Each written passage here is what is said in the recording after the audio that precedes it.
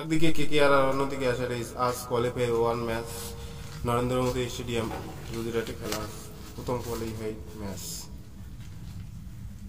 Kolkata 20 point নিয়ে শীর্ষস্থানে আছে point টেবিলে এবং হায়দ্রাবাদ 17 পয়েন্ট নিয়ে দ্বিতীয় স্থানে। এবং এই আজ যে কোয়ালিফায়ার ওয়ান খেলা হবে, যে টিম জিতবে ওই টিমে ফাইনালের টিকিট পাবে, আর যে টিম হারবে কোয়ালিফায়ার 2 ম্যাচ খেলতে হবে। কাল ব্যাঙ্গালোর এবং রাজস্থানের মধ্যে যে জিতবে তার সাথে। প্রথমে আসি কেকেআরে একটু বর্তমানে ওপেনিং নিয়ে একটু দুর্বলতা আছে, কারণ ফিলচল সবাই যেন ফিলচল চলে গেছে। ফিলচল যাওয়াতে কেকেআরের টিমের ওপেনিং একটু নড়বড়ে হলো, তার জায়গা পূরণ করতে চলে এসেছে গুরবাসী পারবে ফিলচলের ফর্ম ধরে রাখতে। তাছাড়া কলকাতার সব প্লেয়ার ঠিক আছে, বর্তমান সবাই ফর্মে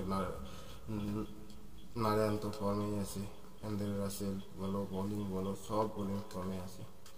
তো কেকেআর টিম একটু ব্যালেন্স টিম দেখা যাচ্ছে, কিন্তু ওপেনিং নিয়েই কথা হচ্ছে। ওপেনিং যদি ভালো চলে তো আজ কেকেআরের জেতা শুধু সময়ের অপেক্ষা।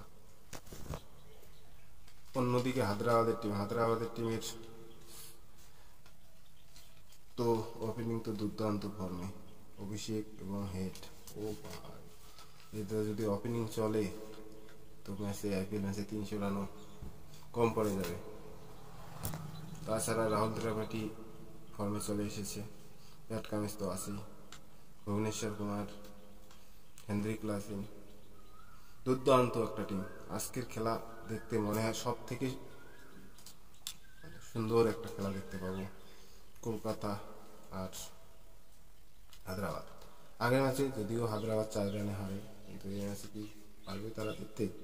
আপনারা বলুন কমেন্ট করে যে কোন টিম ফাইনালের টিকিট আগে পাবে, কলকাতা না হায়দ্রাবাদ?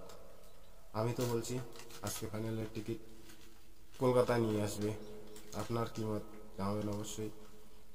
ভিডিওটি ভালো লাগলে লাইক করবেন, কমেন্ট করবেন, শেয়ার করবেন এবং সাথে চ্যানেলটিকে সাবস্ক্রাইব করবেন। ধন্যবাদ।